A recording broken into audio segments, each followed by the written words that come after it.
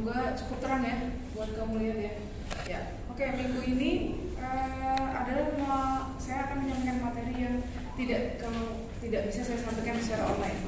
Jadi materi ini itu kamu harus melihat kamu harus melihat tayangan, plus kamu harus melihat gestur. Karena kalau cuma tayangan aja kamu nggak kebayang kenyataan di lapangan itu kayak gimana. Karena judulnya adalah data storytelling. Seperti yang pernah saya sampaikan, kalau kita belajar visualisasi data, kita tidak hanya berhenti di grafiknya jadi, tapi di bagaimana kita menceritakan apa yang sudah kita buat. Ya, jadi grafiknya itu seperti apa caranya bercerita. Oke, pertama yang perlu kalian tahu dulu, kalau misalnya kamu bercerita, ini saya tanya dulu deh. Kalau misalnya kamu lagi bercerita, bukan bercerita di bestie-bestie ya, tapi berceritanya di publik, yang susah apa? Apa bagian yang sulit dari bercerita di depan umum?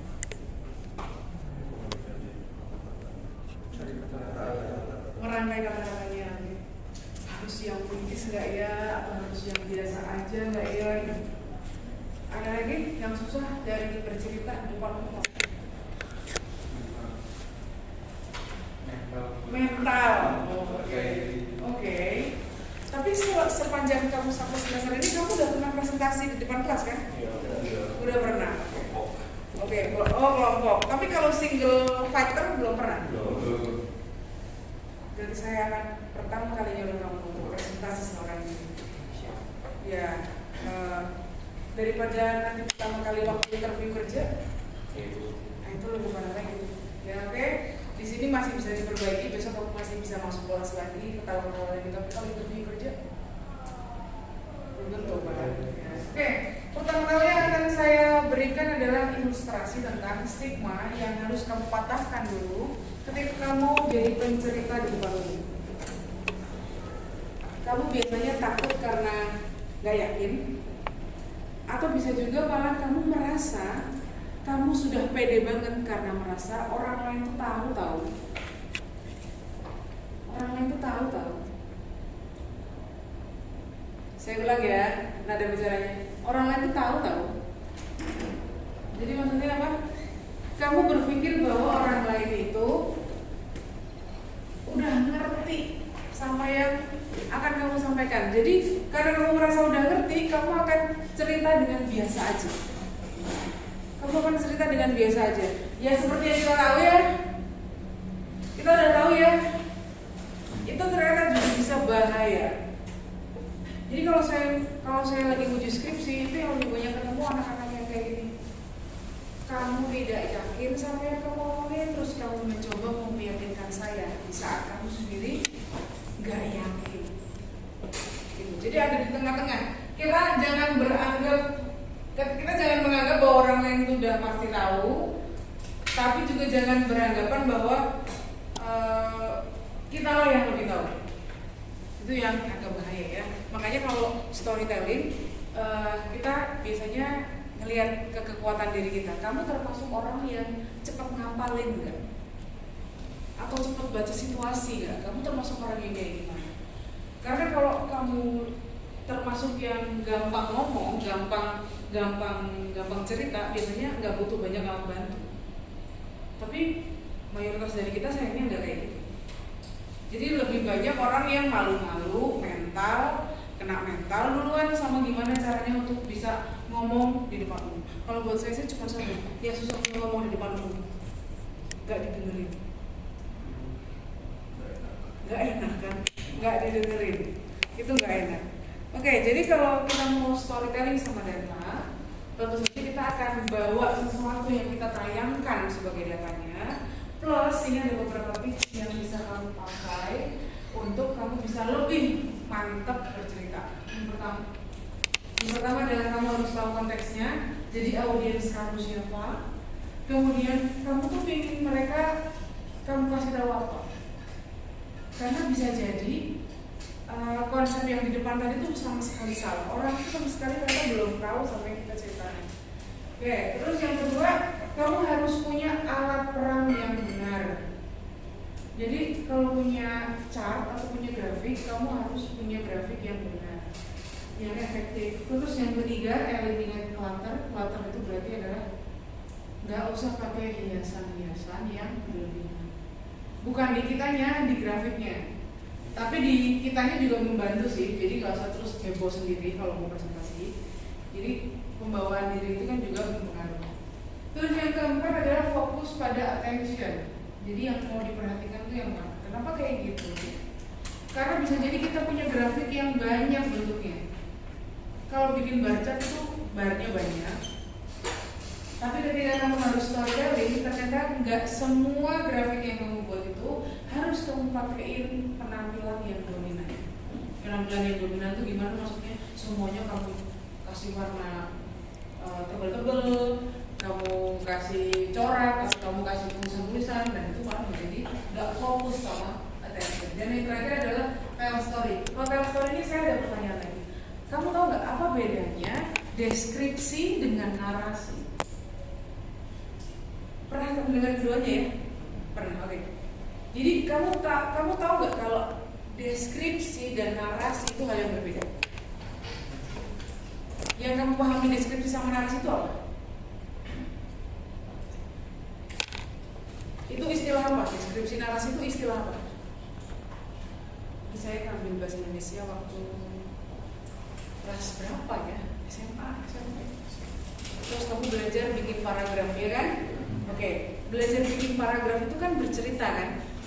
Nah, penceritaan itu bisa jadi deskripsi, bisa jadi narasi. Dua-duanya sama-sama cerita. Tapi bedanya di mana?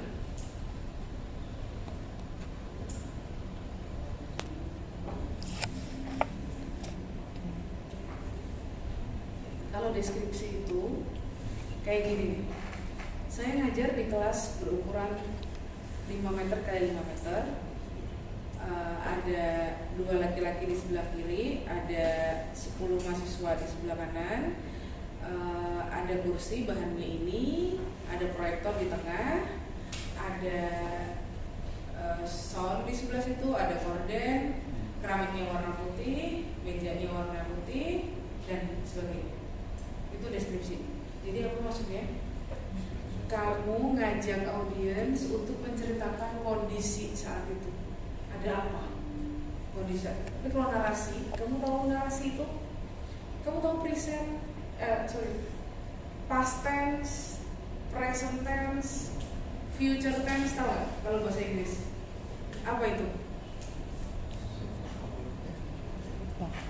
Future tense, past tense, tahu nggak? Orang luar itu kan kalau ngomong pakai aturan waktu ya. Jadi kalau ngomongnya buat sekarang ini, kalau ngomongnya belum kejadian beda, kalau ngomong peristiwa yang udah lewat beda gitu kan. Narasi itu tentang bagaimana kita bercerita berdasarkan urutan waktu. Makanya semua legenda pasti kalimat pertamanya apa? Pada suatu hari. Gitu. Kenapa kok saya tiba-tiba jadi ngomongin pada suatu hari? Karena ketika kamu story, kamu perlu memulai penceritaanmu dengan teknik yang tepat, mau deskripsi atau mau narasi. Kalau misalnya udah ada grafik di depan sini, terus tiba-tiba kita bisa lihat grafik ada di depan, judulnya ada ini, maka kamu terlalu to the point. Jadi bagusnya gimana?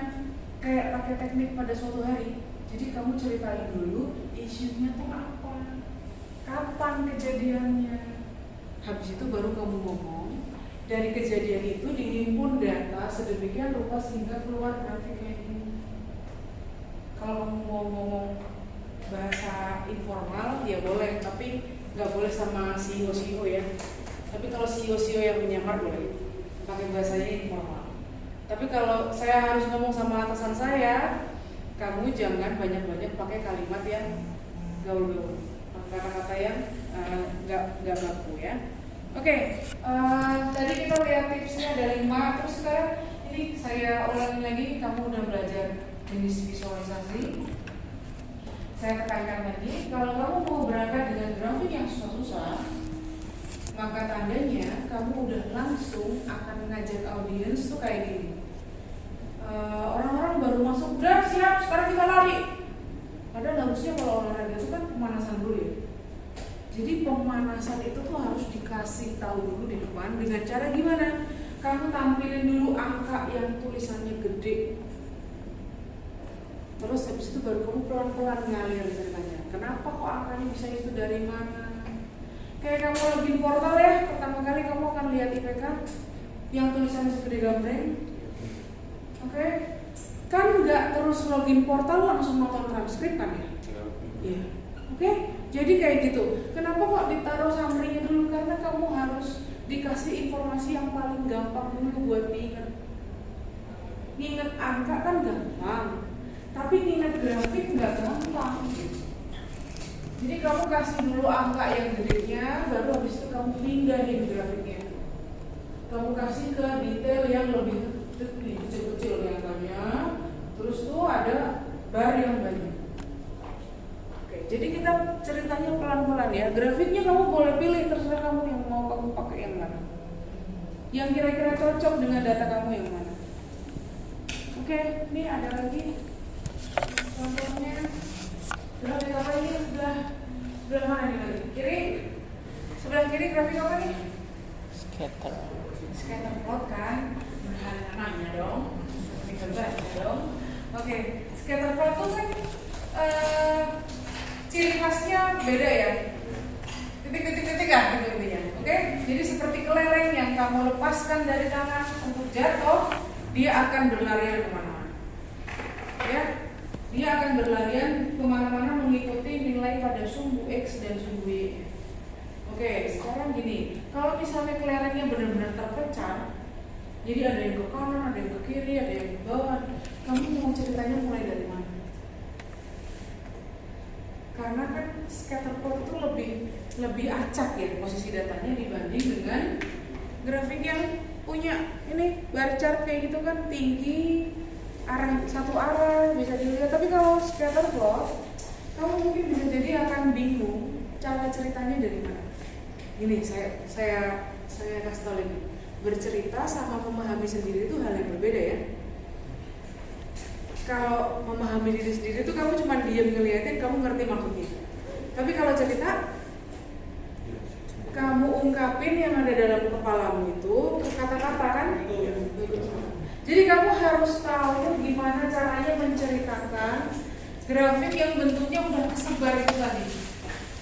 Nah, di depan ini contohnya, di depan ini contohnya adalah kalau misalnya scatter plotnya udah tersebar, kamu pakai bantuan satu garis imajiner. Ada yang pernah belajar support vector machine? SVM? Ada yang pernah belajar? Oke. Kalau di machine learning atau di plot ya machine learning, pembelajaran mesin ya. Di pembelajaran mesin itu ada satu metode yang digunakan untuk mengklasifikasikan data. Jadi datanya tuh disebar, nanti bisa dipecah berdasarkan kesamaan. Cara misalnya tuh kita kayak lempar garis gitu. Kita tarik garis yang kira-kira bisa membedakan kelompok dari data satu dengan data yang lain. Nah, kalau yang kamu lihat di depan ini, itu ada garisnya ya. Tapi garisnya itu tidak serumit bagaimana SVM harus dibuat. Kalau SVM itu kan harus running, menentuin parameter, nanti macam-macam. Selain machine learning yang rumit, tapi ini kan cuma garis rata-rata aja. Jadi sumbu Y-nya dicari rata-ratanya terus ditarik garis. Kira-kira maknanya apa ya tarik garis itu? Kamu bandingin scatter plot yang sama dengan ada garis dan gak ada garis. Kalau ada garis itu berarti seolah-olah ada yang apa? Memisahkan ya, ada yang memisahkan kan? Oke. Kalau data yang sangat tersebar itu kemudian ada pemisahnya, maka itu maksudnya adalah kamu bisa ceritanya lebih enak. Mana data-data yang berada di atas rata-rata dan mana yang di bawah. Kalau misalnya biar nggak ada bantuan sama sekali, kamu mau ngomong apa? Ya, jadi ada data yang berada di kanan atas, ada yang di kiri bawah, mau kayak gitu. Jadi apa yang kamu mau sampaikan itu sebenarnya audiensnya udah baca, udah lihat. Udah bisa lihat, audiens tuh udah bisa lihat. Oh ini ada yang titik paling kecil, oh ini ada yang paling tinggi, sama ada. Udah bisa lihat. Storytelling itu kita butuh skill lebih lagi untuk cerita yang nggak cuma deskripsi aja. Jadi tanpa garis pun orang udah bisa lihat. Tapi kamu pakai garis bantuan itu cuma bantuan ya. Jadi kita tidak melakukan manipulasi data apapun, tidak mengganti data apapun, tidak menutupi data apapun. Kita hanya nambahin garis itu supaya orang itu bisa cepat untuk melihat bahwa oh jadi lebih banyak data yang berkumpul di satu kelompok daripada kelompok yang lain. Oke, jadi garis itu hanya kamu pakai untuk bantuan. Terus kamu lihat di situ ada pakai warna ya dia ya. Ada yang pakai warna oranye dan ada yang nggak pakai warna oranye. Oke, jadi seperti halnya saya pernah ngomong yang gampang dilihat orang itu adalah hal yang berbeda dan salah satunya adalah karena warnanya. Jadi harapannya adalah ketika kamu udah lempar warna ke satu kelompok tertentu which is di atas average, kamu bisa ngajak audiens buat fokus sama yang warnanya beda tadi. Jadi mereka akan melihat yang oranye lebih lama daripada yang di bawah average. Gitu ya. Jadi bantuan kamu untuk storytelling bisa jadi pakai garis bantu. Terus yang kedua ini di sebelah kanan ada grafik apa? Garis ya, ada diagram garis. Sekarang saya mau ngajak kamu bayangin. Kalau diagram garis ini kan ada 3 contoh ya. Misalnya kayak gini di kasusnya, kamu mungkin nggak kebayang kasusnya. Saya mau melihat monitoring studi mahasiswa di kelas ini semuanya dari tahun pertama sampai tahun ketiga. Jadi perjalanan IPK mereka tuh kayak gimana? Jadi kan saya pakai grafik. Dan satu diagram ini akan berisi berapa ini? 10 orang. Jadi ada 10 grafik yang saya taruh di satu diagram yang sama. Kamu bisa bayangin 10 grafik naik turun itu tadi. IPK kamu gini semua kan? Atau gini semua? IPK kamu terjun bebas atau naik meluncur atau gini? Banyak kan gini? Oh tapi ya oke, tapi naik turun kan? Ya. Kamu bayangin 10 orang di kelas ini semuanya tipenya naik turun. Kamu akan mungkin melihat rumput kayak anak kecil gambar rumput kan mikirnya. Oke. Sekarang pertanyaan saya gini. Karena itu perubahan data terhadap waktu kan berarti pakai line chart. Dari 10 grafik itu mana yang harus saya ceritain? Dari 10 garis 10 garis yang saya buat dalam satu diagram itu 10 anak kan, satu kelas saya 10 anak. Itu yang mana yang harus saya ceritain? Sementara mata orang itu akan udah melihat garis zigzag yang tumpuk-tumpuk ya. Karena katanya semua orang IPK-nya gini. Ya mungkin satu orang gini gitu lah ya. Jadi bayangin aja ada X, ada yang gini. Kalau storytelling kita harus ngajak audiens untuk ikut cerita kita dan mereka tidak boleh ngabisin waktu untuk pusing aja udah malas apalagi ngabisin waktu. Jadi ceritanya adalah kalau kamu menghadapi penceritaan diagram yang kayak gitu, kamu tentukan aja satu grafik yang sekiranya bisa kamu kasih warna berbeda untuk orang itu bisa fokus di situ. Belakangnya kayak spaghetti biarin aja.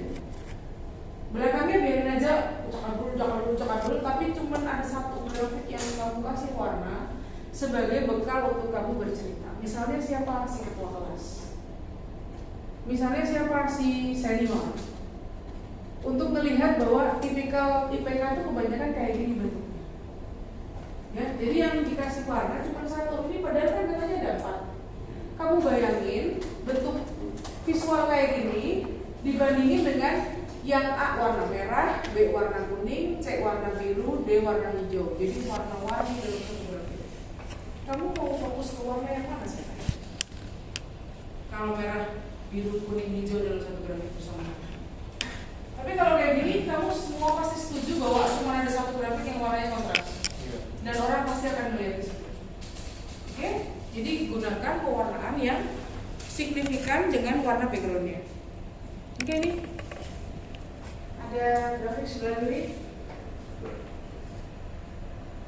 Saya tunjuk yang sebelah kanan dulu, yang warna oranye sebelah kanan.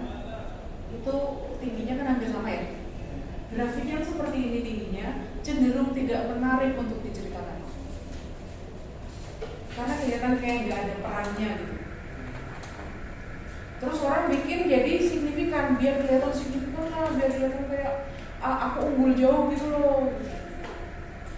Terus bilang, ada bedanya di mana?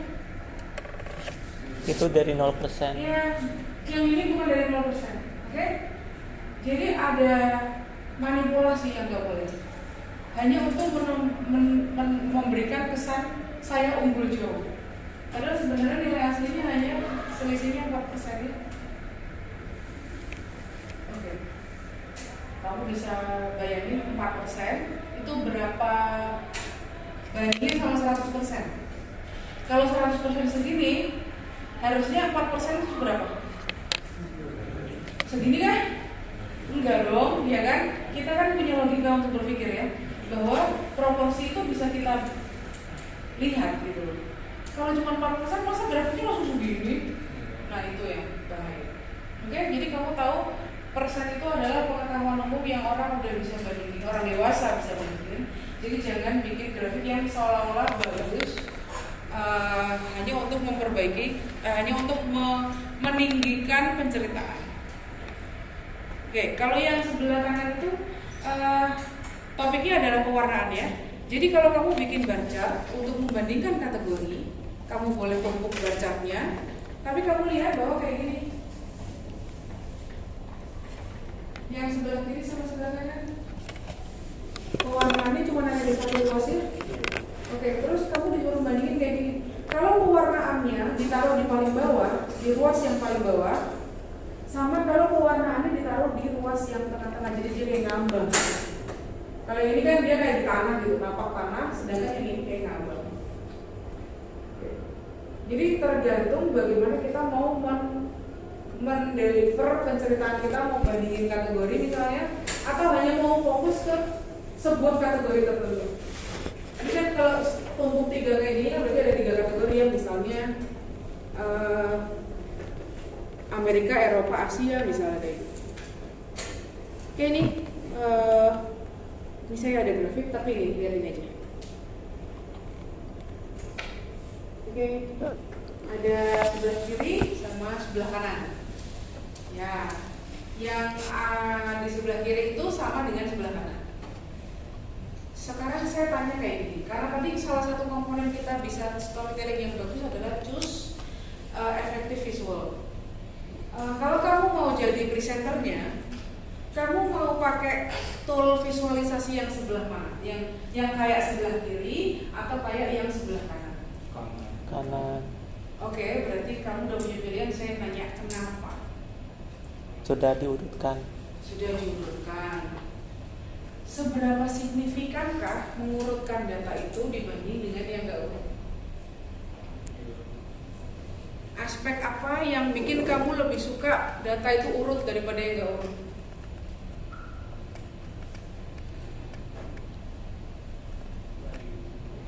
Nggak tahu sih, Bu, senang aja. Audiens kan sesimpel itu aja kalau jawab. Nggak tahu, Bu, senang aja kalian. Tapi sebenarnya gini, ada aspek kognitif. Kognitif itu berarti apa? Beban berpikir ya. Untuk melihat sesuatu yang nggak urut. Kalau sesuatu yang nggak urut, maka secara alamiah atau naturalnya kepala kita akan mencari urutannya gimana. Akan mencari urutannya gimana. Kamu pasti akan melihat bahwa yang signifikan adalah yang itu gitu. Yang paling rendah atau paling tinggi ya. Oke. Tapi kemudian orang akan secara natural melihat urutannya gimana. Nah masalahnya seperti halnya anak kecil yang kita suruh, kamu tahu mainan anak kecil namanya menara Hanoi nggak? Menara Hanoi ini.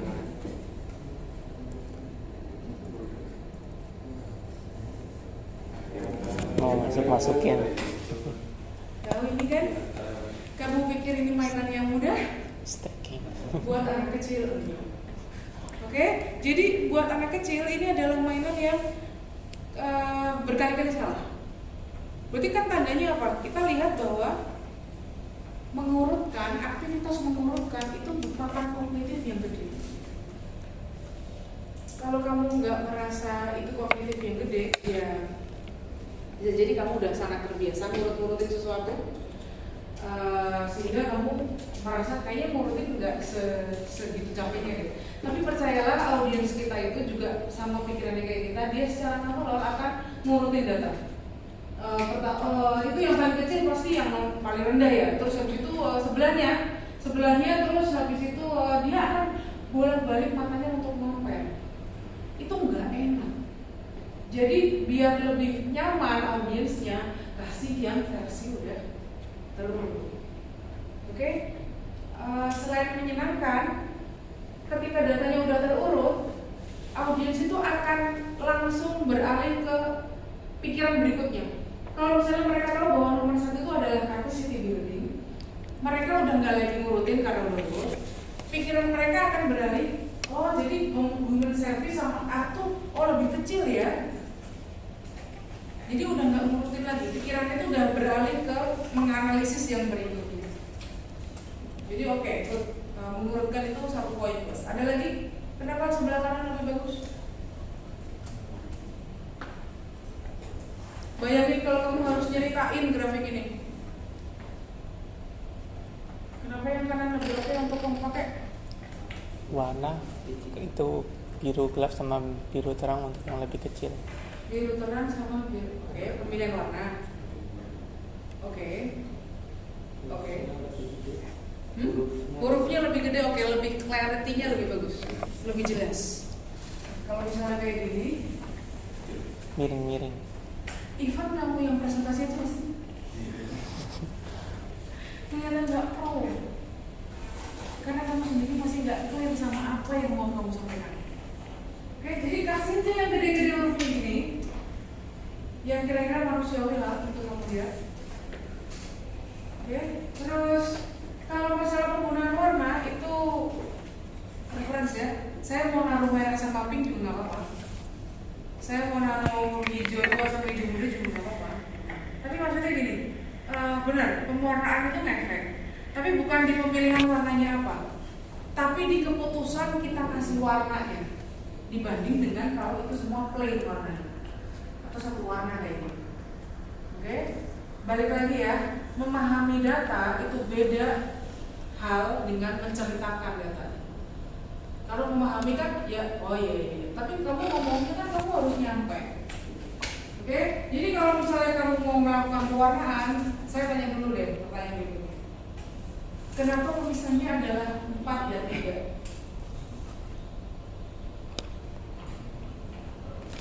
Kalau kemarin kita banyak belajar misalnya warna karena apa, misalnya top 1 ya, top 3, top 5 gitu. Tapi ini datanya cuma 7 Bu. Kalau top 5 tuh practically semuanya Bu, hampir semuanya dong. Tapi ini nih, ini top 4 kan berarti. Apa kamu sudah tengah-tengah apa? Ada yang tahu? Kenapa dia mewarnainya 4 diwarnain itu, 3 diwarnain itu?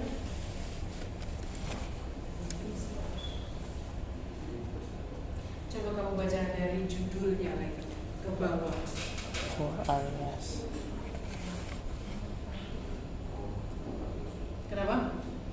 Karena ada requirement, kamu harus menunjukkan sales atau penjualan yang atau investment yang di atas 600. Yang di atas 600. Oke. Jadi orang itu kita bantu, audiens itu kita bantu, mereka fokus pada yang sesuai dengan requirement yang sudah ditulis. Kamu lihat yang sebelah kanan sama sebelah kiri ini sama-sama ada judulnya. Oke, udah ada judul is one good point daripada nggak ada judul sama sekali. Tapi kamu lihat di sebelah kanan apa yang dia nggak ada di sebelah kiri? Caption, yes, penjelasan ya. Oke, saya tanya, kamu tuh tipikal orang yang gampang ingat atau enggak?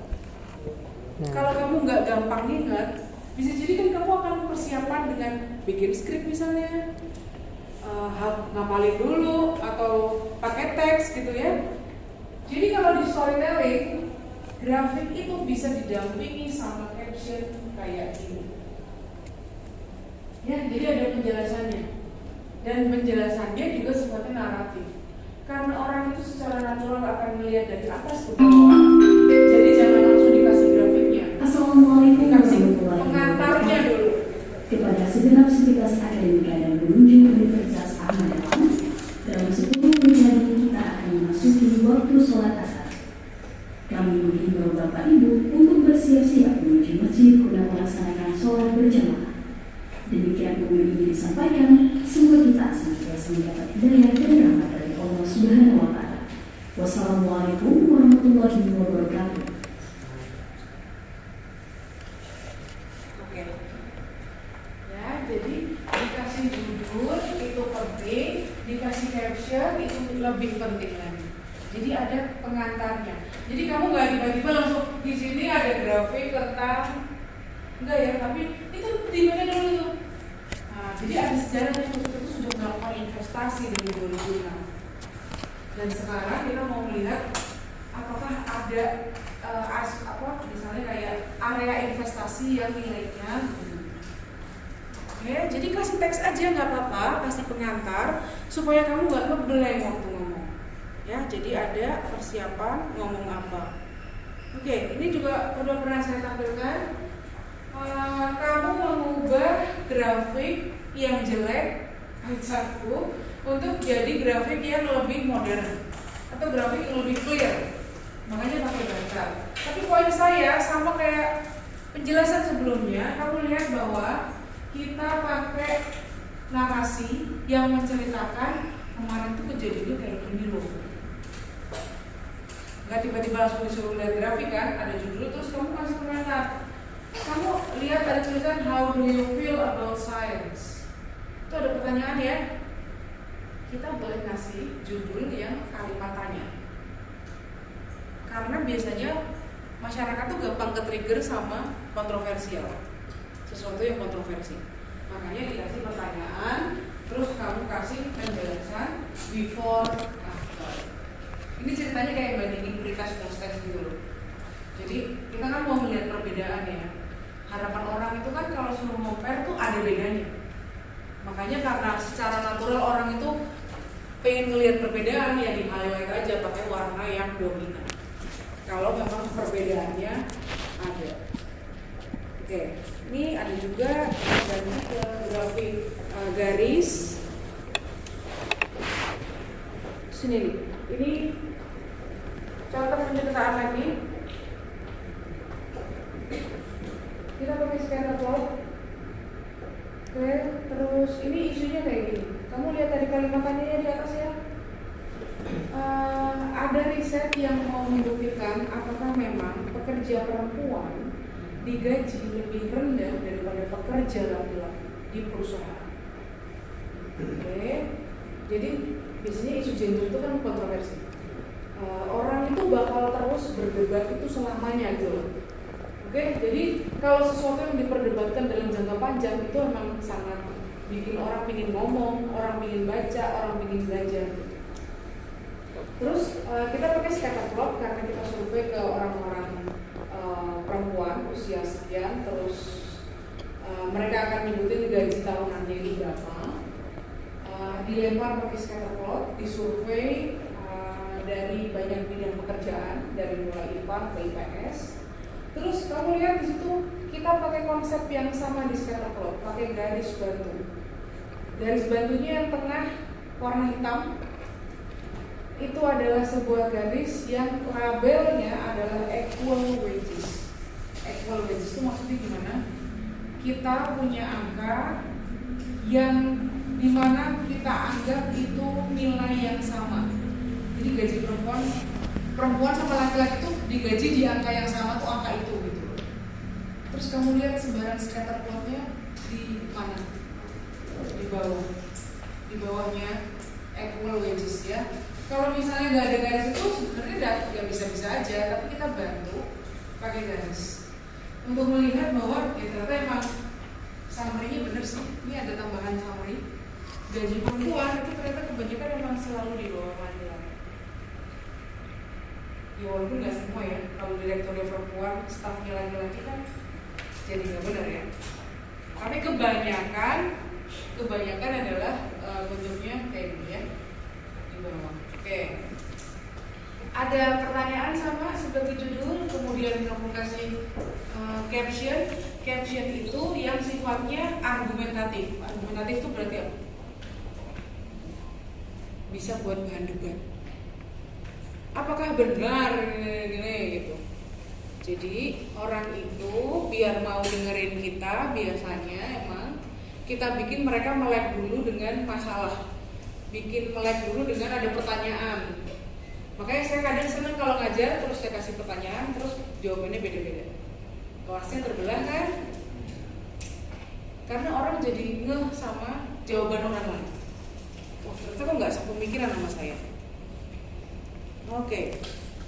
Terus ini apa ini namanya?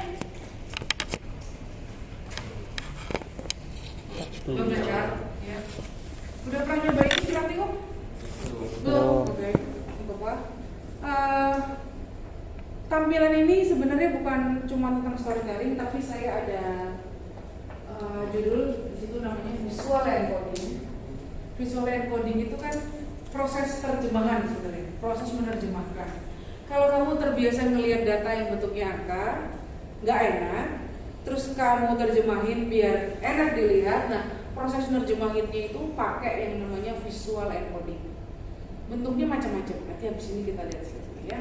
Tapi pertanyaan saya di bagian ini adalah, kamu udah tahu ini namanya bubble chart-nya? Oke. Seperti halnya bubble, kita itu melihat banyak data yang terwakili oleh lingkaran-lingkaran yang banyak jumlahnya dan ukurannya besar-besar. Ya bervariasi lah, nggak mesti besar semua ya.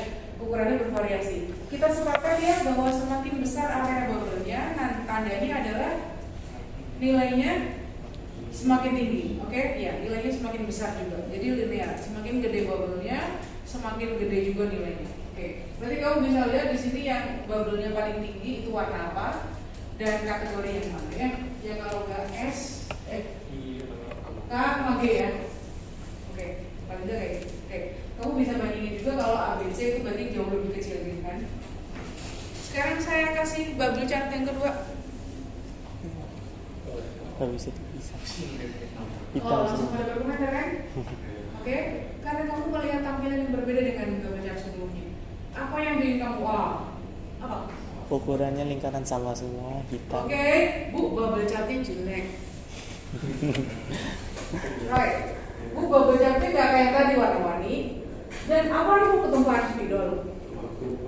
Iya, ketumpahan apa Bu tinta? Apa nih Bu maksudnya? Oke, jadi kalau kamu bikin bubble chart, ini maksud saya adalah kalau kamu mau pakai bubble chart, kamu harus jeli melihat nilai apa yang mau kamu lempar ke bubble-nya sehingga nanti ukurannya bisa beda-beda. Karena kalau di tools software visualisasi kan mereka akan melempar apa adanya seperti yang pertama kali kamu drag ya. Habis itu kan mereka akan tampilin dan kamu sendiri yang harus berpikir itu udah benar apa belum. Nah, kalau ternyata hasilnya kayak gini, itu berarti tandanya apa? Antara satu bubble dengan bubble yang lain ukurannya sama. Kalau ukurannya sama berarti tandanya nilainya sama, ya kan? Sekarang apa poinnya kita bikin bubble chart kalau ukuran bubble-nya saja tidak bisa dibedakan? Ya. Tidak bisa. Kalau misalnya Bu emang ini sih niatnya emang ukuran bubble-nya emang sama, ya pakai scatter plot aja. Oke, dia pakai scatter plot aja. Bubble itu harus mainan ukuran bubble. Kalau ukuran bubble-nya sama semua, pakai scatter plot aja. Berarti kan tinggal mainan posisi kan? Gitu ya. Oke. Sekarang saya kasih tahu kenapa bubble chart bisa kayak gini. Kalau bubble chart itu kan sumbu X, sumbu Y, sama mainan ukuran bubble ya. Jadi sumbu X, sumbu Y itu kan buat position, taruh bubble-nya di mana. Sedangkan ukuran bubble itu kan ada variabel ketiga kan. Nah, ternyata variabel yang menentukan ukuran bubble itu kayak gini. Ini saya punya tabel kecil, kamu bisa lihat. Ada satu kolom yang saya kasih warna abu-abu. Lihat ya, kelihatan ya. Sekarang saya nanya sama kamu. Carikan saya bubble, carikan saya pertemuan ke-6 ya masih kayak gini. Oke, carikan saya bubble mana yang nilainya 15% dan bubble mana yang nilainya 14%. Yuk cari. Tanpa kamu ngeliatin ya, kalau ini kan udah label ya. Masih bisa dong. Tapi maksudnya secara cepat tanpa kamu perlu nge-track tabelnya lagi. Apakah kamu bisa membedakan bubble mana yang 15% dan bubble mana yang 14%? Tidak. Oke. Jadi maksud saya gini, kalau kamu mau bikin nilai untuk kamu taruh jadi variabel lebar bubble, lihat range-nya ya. Ini satu kolom range-nya cuma di situ-situ doang. Kalau nggak 14, 15, 14, 15. Ya kayak gini jadinya. Oke? Kenapa kok bubble yang pertama bisa bagus kayak gini? Berarti ukuran bubble-nya beda-beda ya. Karena kita pakai data yang judulnya sales. Kamu lihat di sini ada tabel. Yang kolom abu-abu itu berarti yang bubble jelek. Yang sebelah kirinya itu ada kolom judulnya sales. Oke, di sales ini range-nya dari $2, ada data yang nilainya $2 dan ada yang sampai nilainya $23. Jadi kamu bayangin $2 sama $23, harusnya komparasi gede bubble-nya kayak gimana? Gini dan gini kan? Jadi kalau nilainya nggak variatif, jangan pilih bubble chart. Kalau kamu masih bikin bubble chart dan hasilnya kayak gini, mundur aja ganti caranya. Oke, jadi jangan dipaksain pakai ini. Bisa jadi pakai komponen lain. Even nggak usah pakai bubble deh, pakai bar chart aja kan pasti tipis banget. 14,8 sama 15, what do you expect? Pasti bakal tipis banget ya. Oke, ini ada satu referensi yang saya pelajari. Dia bikin yang bahasa Indonesia juga dan ternyata dijual di Gramedia. Pertama kali saya belajar visualisasi data itu saya belajar Tableau dan belajar ini. Kalau Tableau itu ngajarin saya bikin chart pakai aplikasi, kalau yang ini ngajarin saya cerita. Jadi ketika saya harus presentasi, Tableau itu kan nggak ngajarin saya apa-apa. Saya cuma dikasih grafik bagus aja udah. Tapi orang itu kan nggak butuh baca grafik doang. Mereka butuh insight dari kita dari grafik itu apa. Oke, jadi kalau misalnya kamu tertarik, kamu mau jadi data analis, mungkin salah satu yang harus kamu baca adalah bagaimana kamu storytelling sebenarnya. Ya. Ada pertanyaan dulu barangkali silakan.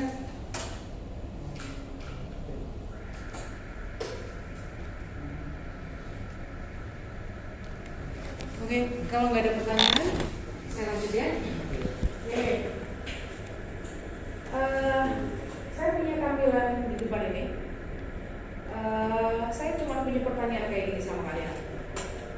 Kalau misal sepanjang kita kuliah ini kan saya biasanya kalau ngasih contoh chart, biasanya warnanya biru, biru, abu-abu gitu ya, hijau, paling banter, paling kuning terang kayak gitu. Sekarang saya punya tantangan untuk kalian berpikir, kira-kira kalau saya harus bikin tampilan chart yang warnanya adalah dominasinya merah, kira-kira cocoknya untuk kasus apa ya? pembunuhan, politik, virus, apa lagi? Cuaca, oke. Bencana, ada lagi? Semuanya ngomonginnya hal yang jelek ya. Ya kalau itu sudah jelas. Kita dengerin komen-komen kalian tuh jelek-jelek loh. Bencana, virus, ya. Apa tadi? Ada mungkin pikiran perang gitu ya. Tapi tahu nggak yang saya pikirkan tuh apa? Jenis kasus apa yang bisa saya pakai? Saya mau menunjukkan tingkat penjualan kue keranjang saat hari raya Imlek.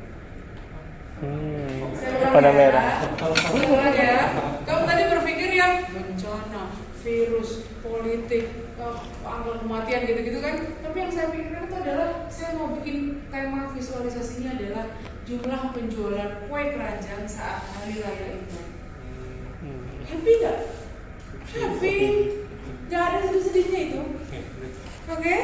Jadi maksudnya kayak gini. Aduh, ini harus hidup di mana?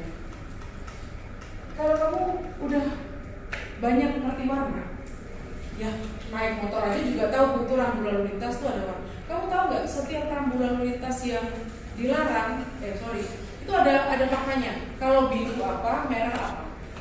Biasanya U-turn itu pasti biru, karena berarti kan kamu diizinkan untuk do something. Tapi kalau sesuatu yang bentuknya larangan pasti merah. Kalau hati-hati ya pasti kuning ya. Oke, jadi maksudnya gini. Bisa jadi kamu harus tahu dulu audiensmu itu kulturnya kayak gimana. Kalau saya presentasi sama orang-orang yang menganggap warna merah itu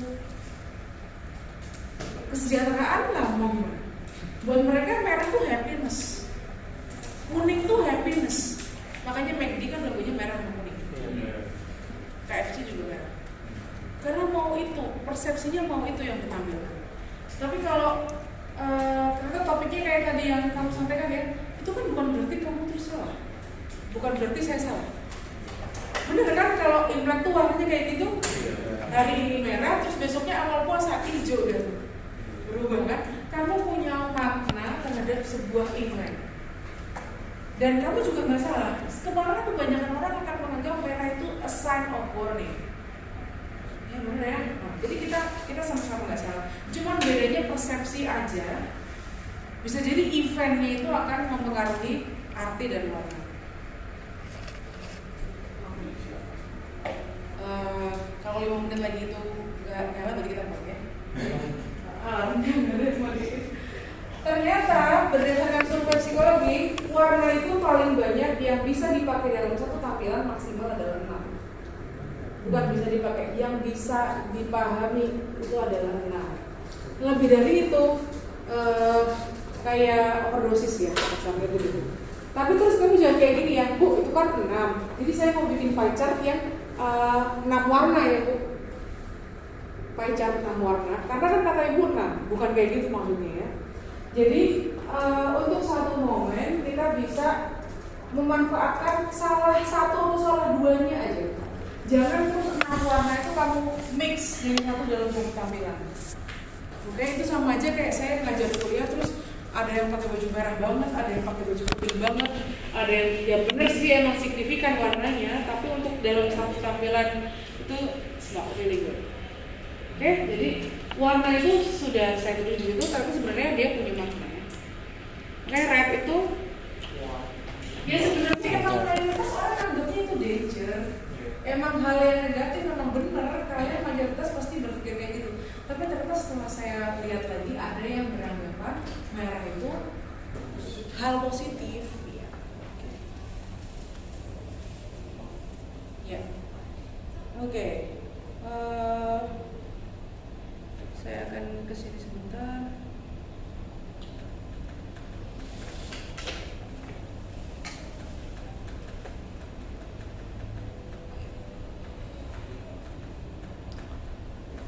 Oke, ini kamu bisa lihat ya. Jadi ada gambar kecil-kecil kayak gini. Ini kita sedang belajar visual encoding ya. Tadi sudah saya sampaikan sedikit. Jadi visual encoding itu proses mengencode, jadi mengubah, ya kayak ngoding lah, kayak ngoding, tapi nggak pakai versi pemrograman. Kalau ngoding itu kan kamu mengubah keinginan user apa, terus kamu bikin jadi tampilan di aplikasi. Nah kalau di grafik visualisasi kita pakainya visual encoding. Bentuknya apa? Ya ini titik, garis, area, arah, shape, bentuk. Terus itu ada tail itu adalah kemiringan. Kemudian ada length, panjang, lebar area, dan tentu saja popular dan color. Oke, dari semua visual encoding ini kamu pilih untuk kamu tempatkan di penceritaan data kamu. Jadi nggak perlu dipakai semua. Kalau pakai bubble chart berarti kita pakainya adalah area. Ya, semakin kecil gedenya area itu, berarti kita pakai visual encodingnya berupa area. Terus kalau misalnya size, length itu berarti misalnya kalau garis, diagram garis, kita lihat mana yang panjang, mana yang pendek dan sebagainya. Terus dari semua encoding itu ternyata bisa di ranking mana yang paling efektif untuk digunakan dan mana yang kurang efektif. Dari paling atas itu adalah position. Kalau position itu berarti letak ya. Dalam sebuah sumbu itu berarti letaknya ada di mana. Itu adalah encoding yang paling populer untuk membedakan data satu dengan data yang lain. Sisanya adalah kayak misalnya dia panjang, angle, area, penggunaan warna, dan di sini adalah volume. Kamu lihat yang penggunaan warna, dia masih contohnya yang kayak gini ya, bukan yang kayak gini. Oke, jadi di sebelah kanan ini ada contoh juga color, tapi dia khusus untuk yang spesifik kategorikal. Jadi maksudnya kategorikal itu misalnya contohnya mau bandingin laki-laki perempuan. Itu kan 2 kategori. Mau bandingin Huawei, Samsung, Apple, itu kan 3 kategori. Karena mereka tidak ada hubungannya dengan perbedaan warna, jadi kamu lempar aja warna yang sangat dominan. Ya misalnya Samsung, ciri khas warna Samsung apa, ciri khas warna Apple apa, ciri khas Huawei apa, kayak gitu. Jadi itu juga akan membantu user atau audiens itu untuk ingat-ingat ya. Jadi kamu bedakan. Kalau misalnya kita mau pakai encoding untuk data nominal atau data angka numerik, maka kita bisa pakai yang warnanya gradasi seperti ini. Jangan terus kamu berpikir, oh kalau IPK-nya segini warnanya merah, IPK-nya segini warnanya biru, IPK-nya segini warnanya oranye. Itu tidak membantu. Lebih membantu ya pakai gradasi.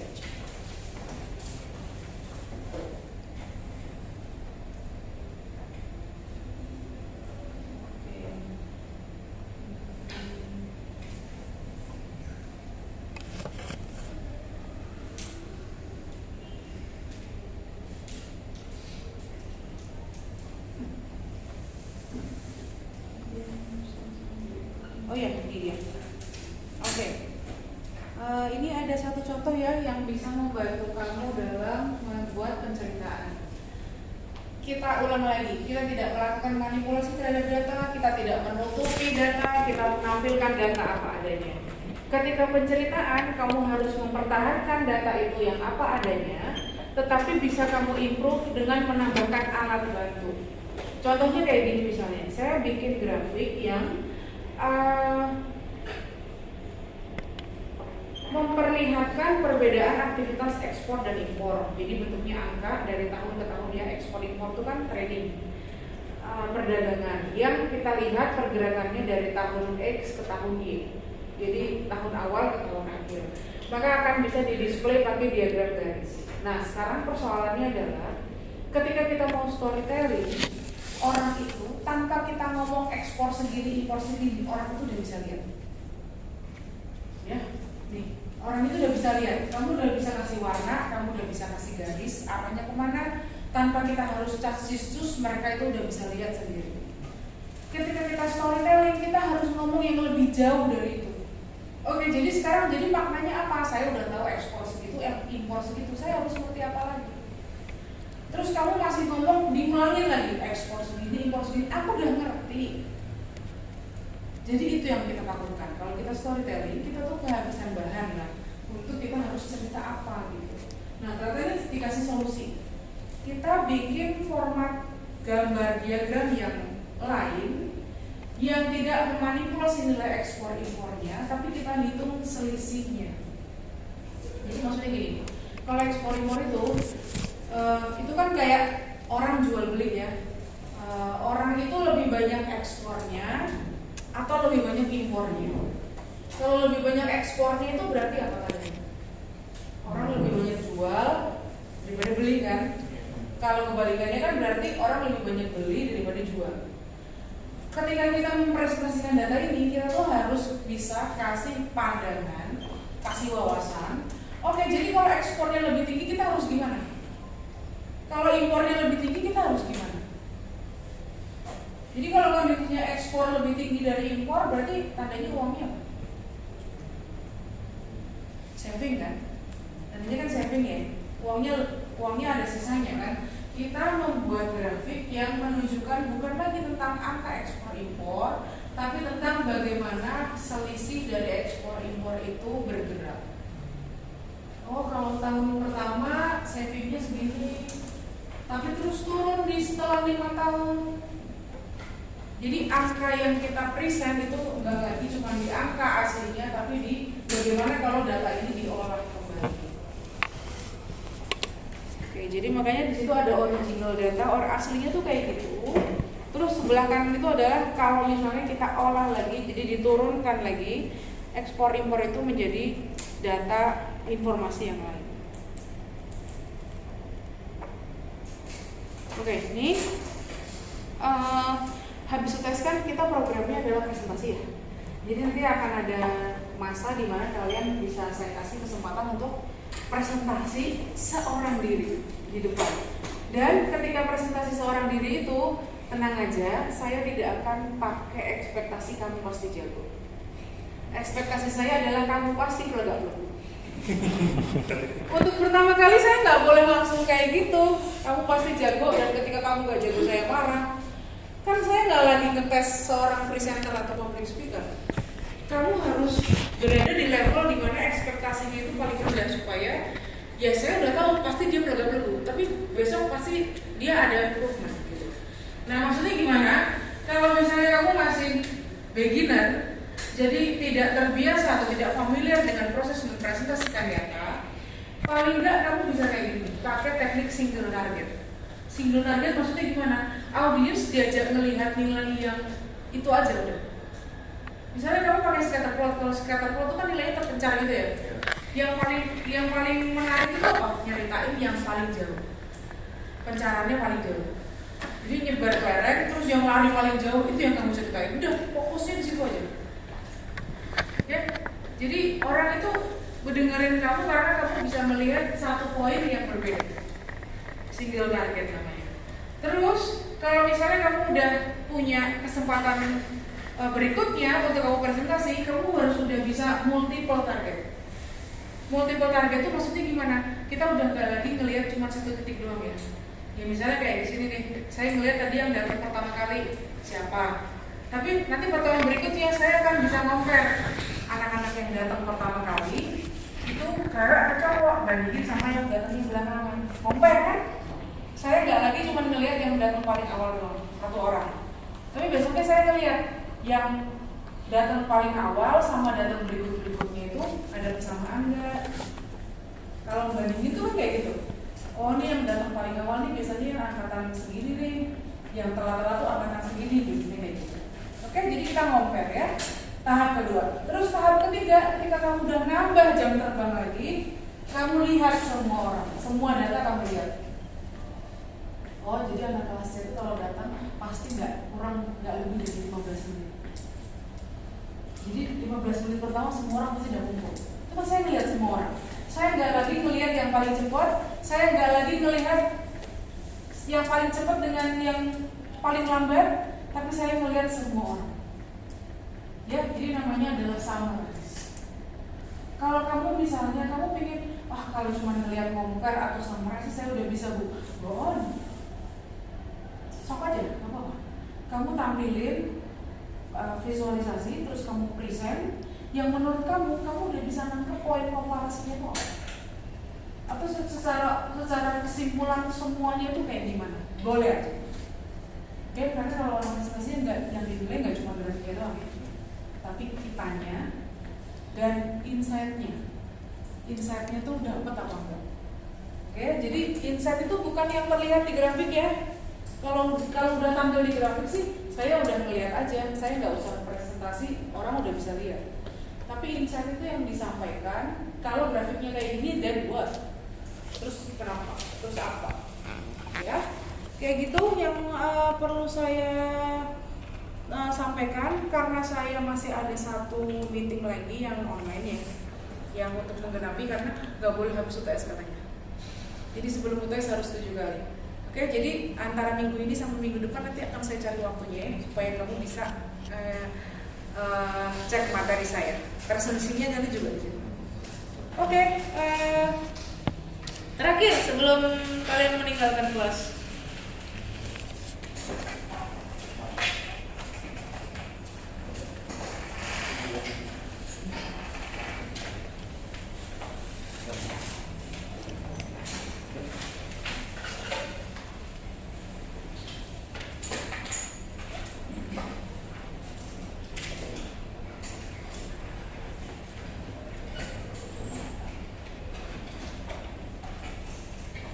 Oke, kira-kira soal yang akan saya kasih di UTS nanti kayak gini.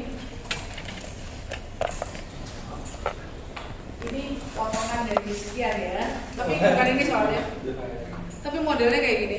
Jadi maksudnya gini, kamu pelajarin aja. Di sini aja deh saya biar Nadanya berarti kamu nggak boleh lihat soalnya. Oh boleh. Oke, jadi boleh lihat. boleh kali ya. Saya muncul terus nih.